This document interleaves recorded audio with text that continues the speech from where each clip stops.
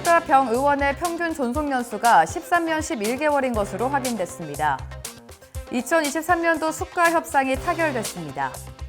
박태근 협회장이 최근 제기된 선거 무효 소송과 관련해 소송 중단을 강력하게 촉구했습니다.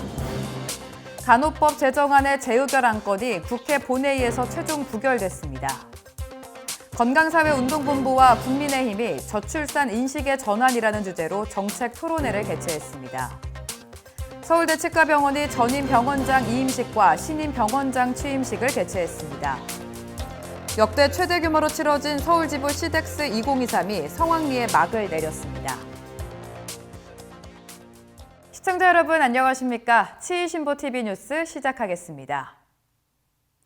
국내 치과 병 의원의 평균 존속 연수가 13년 11개월인 것으로 확인됐습니다.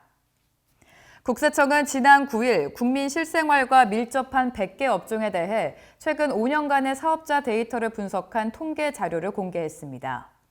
이 중 치과 병의원 사업자 데이터 통계를 살펴보면 평균 존속 연수가 13년 11개월인 것으로 나타났습니다. 이는 100개 업종 중 의료 서비스를 제공하는 13개 병의원 가운데 네 번째로 긴 것으로 확인됐습니다.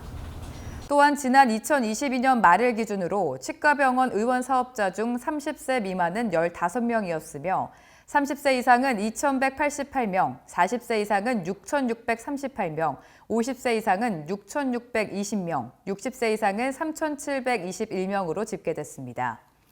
이 밖에 남성 사업자가 83%, 여성 사업자가 17%로 나타났으며 치과 병의원은 지난 2018년 말 당시보다 2022년 말에 6.9%의 증가율을 보여 13개 병의원 중에는 7위를 기록했습니다.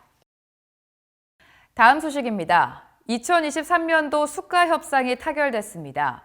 치역과 국민건강보험공단이 2024년도 요양급여 비용 계약을 지난 5월 30일 건보공단에서 개최했습니다. 이날 치업은 9시간에 걸친 마라톤 협상을 펼친 끝에 이튿날인 6월 1일 오전 4시경에 극적 타결에 성공했습니다. 2024년도 치과 요양급여 비용 인상률이 3.2%로 최종 타결된 가운데 지난해 2.5%와 비교해 0.7%포인트 높은 인상률을 보였습니다. 특히 치과 유형에서 3%대 수가 인상률을 달성한 것은 지난 2020년 3.1%를 기록한 이래 4년 만으로 지난 2009년과 2011년 3.5%에 이어 역대 세 번째로 높은 성과입니다. 이에 현재 침체된 치과 실태를 다소간 정상화할 수 있다는 평가가 나오고 있습니다.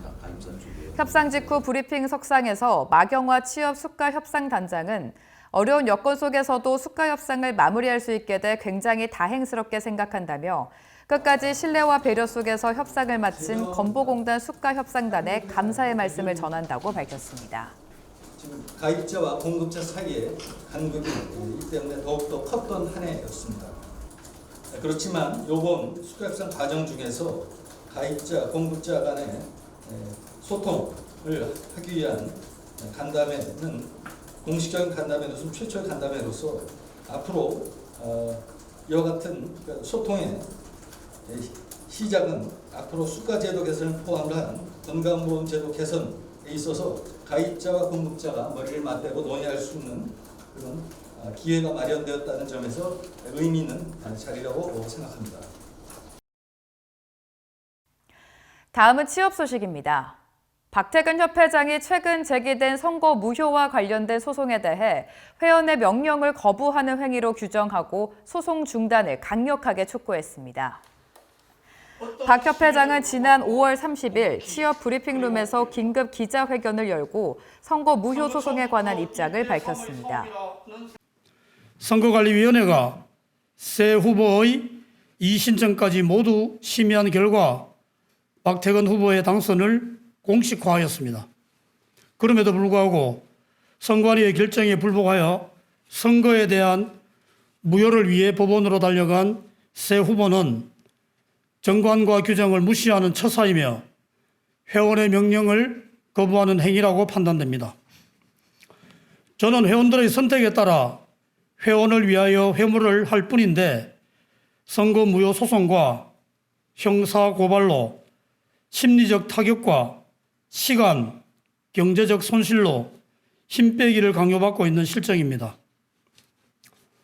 선거 처음부터 1대 3의 싸움이라는 생각을 하고 시작하였으나 1차 투표 후 새 후보가 낸 공동성명서를 보더라도 1대 3의 싸움이었다고 확실히 증명이 된 셈입니다.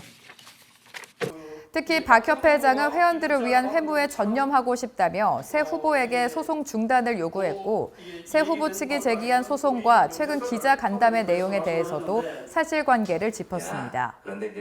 한편 제33대 협회장 선거에 함께 나섰던 김민겸, 장제환, 최치원 전 후보는 박태근 당시 후보 측이 각종 선거 관리 규정을 위반했고 특정 전문 언론과의 유착과 함께 현직 협회장이라는 지위를 이용한 불법 선거를 했다는 의혹이 있다고 주장하고 소송을 제기한 바 있습니다. 다음 소식입니다. 윤석열 대통령이 거부권을 행사한 간호법 제정안의 재의견 안건이 국회 본회의에서 최종 부결됐습니다. 국회는 지난 5월 30일 본회의에서 윤 대통령의 거부권 행사에 따라 국회로 되돌아온 간호법 제정안을 재표결에 붙였습니다. 안건은 재석 289명에 찬성 178명, 반대 107명, 무효 4명으로 부결됐습니다.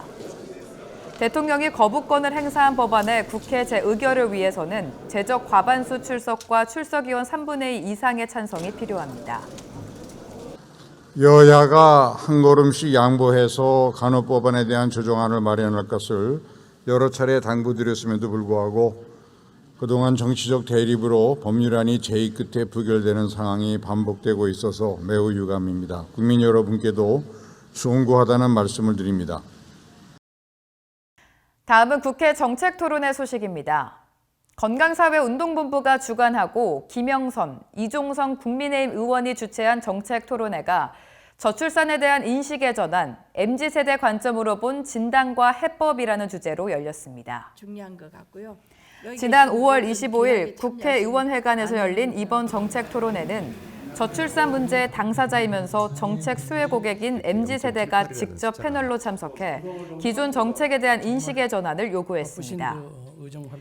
저출산으로 인한 인구 감소는 노동, 교육, 국방, 산업 등 사회 전체의 안정을 뒤흔들어 버릴 퍼펙트 스톰으로 작용할 수 있는 심각한 위기감을 지금 불러오고 있습니다.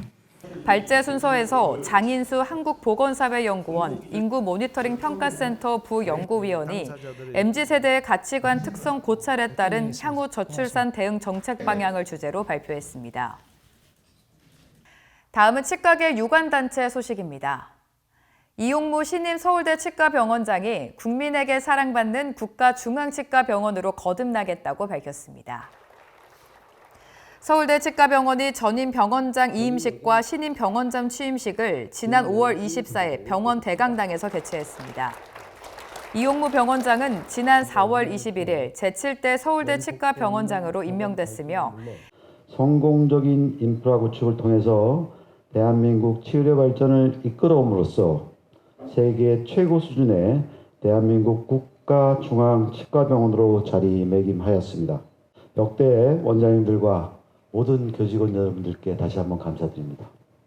이어 구영 전임 병원장은 이 임사를 통해 지난 4년간 코로나19 등 녹록지 않은 상황 속에서도 치과병원의 발전과 국민 구강보건 증진을 위해 노력해준 교직원 여러분들께 감사의 말씀을 전한다고 밝혔습니다. 계속해서 학술대회 소식입니다. 지난 5월 26일부터 28일까지 열린 서울지부 시덱스 2023이 성황리에 막을 내렸습니다. 올해 시덱스 2023에는 2천여 명의 해외 바이오와 치과 의사 등 총 2만여 명이 참석해 국제 종합학술대회의 면모를 보여줬습니다. 시덱스 조직위원회에 따르면 3일 동안 현장에 방문한 학술 전시 등록자는 2만 명 이상으로 추산되고 있으며 212개 업체, 1,030개 부스 규모로 1,995명의 해외 바이오와 치과 의사가 한국의 치과 산업을 둘러보기 위해 현장을 방문했다고 밝혔습니다.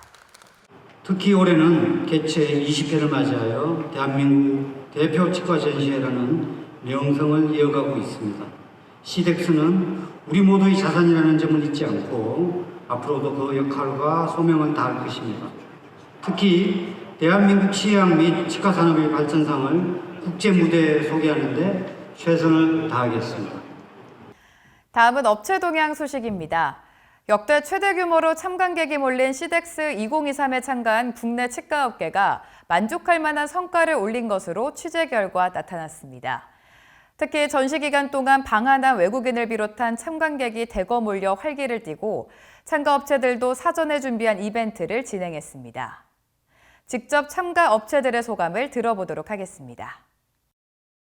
지난 3년 코로나 기간 동안 제대로 시덱스에 참여하지 못했었는데 오랜만에 마스크를 벗고 이렇게 시덱스에 참여하게 돼서 기쁘게 생각을 하고요.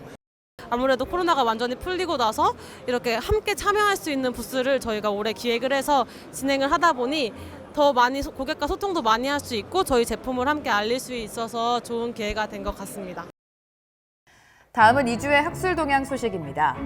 대한인공치아골 유착학회가 오는 6월 11일 2023 춘계 학술대회를 임플란트 수복 후 케어라는 주제로 이화여자대학교 의과대학 서울병원에서 개최합니다.